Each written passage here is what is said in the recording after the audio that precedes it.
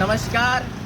છોટાઉદેપુરની અંદર વિદ્યાર્થીનીઓને આપવા માટેની હજારો સાયકલ બાદ આજે તમે દાહોદની અંદર પણ આ જ રીતની એક પરિસ્થિતિ જોવા મળે છે. મામા સાહેબ ફડકે સરકારી કુમાર છાત્રાલય દાહોદ, આવો તમને બતાવીએ.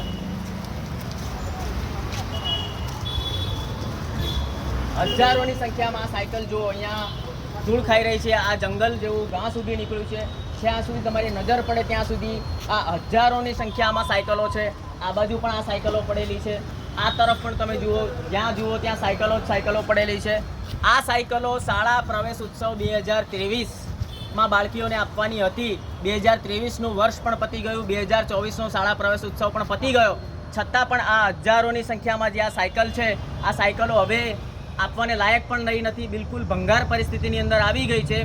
દાહોદ શહેરની અંદર મુખ્ય માર્ગની ઉપર ITIની બાજુમાં જ કલેક્ટરશ્રીનું નિવાસ પણ છે.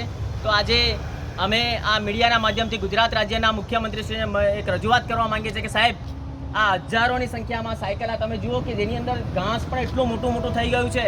અહીંયાના સ્થાનિક લોકોને પૂછતા જાણવા મળ્યું છે કે લગભગ 2 વર્ષ કરતાં વધુ સમયથી આ સાયકલો અહીંયા પડી છે. તો આ સાયકલો અહીંયા શા માટે પડી છે? આ સાયકલોને વિતરણ શા માટે નથી કરવામાં આવ્યું? એટલે જવાબદાર તંત્રની વિરુદ્ધ કડકમાં કડક પગલાં ભરવામાં આવે એવી અમારી આપ સાહેબશ્રીને નમ્ર વિનંતી છે. આ જુઓ, આ તરફ પણ જુઓ, આ તરફ પણ હજારોની સંખ્યામાં સાયકલ પડી છે. તમને નજીક લઈ જઈને બતાવીશું તમને. આ જુઓ, આ સાયકલ શાળા પ્રવેશ ઉત્સવ 2023 શાળા પ્રવેશ ઉત્સવ 2023ની છે. શાળા પ્રવેશ ઉત્સવ 2023 એટલે 23નું આખું વર્ષ પતી ગયું, 24નું આખું વર્ષ પણ પતી ગયું.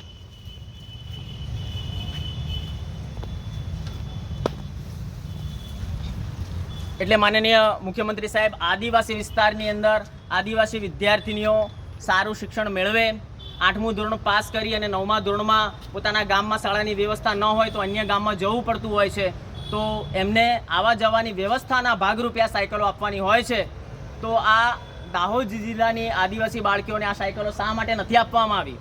એટલે આ સાયકલો વિતરણની જેની જવાબદારી હોય એ જવાબદાર અધિકારીને કડકમાં કડક સજા થાય. અને આટલું મોટું નુકસાન જનતાના ટેક્સના પૈસાથી થયું છે, આદિવાસી સમાજની ગ્રાન્ટનું જે આટલું મોટું નુકસાન થયું છે, આ નુકસાન શા માટે થયું છે અને કોના પ્રતાપે થયું છે? એટલે આ જવાબદાર અધિકારી વિરુદ્ધ કડકમાં કડક કાર્યવાહી થઈ અમારી આપ સાહેબ શ્રીને નમ્ર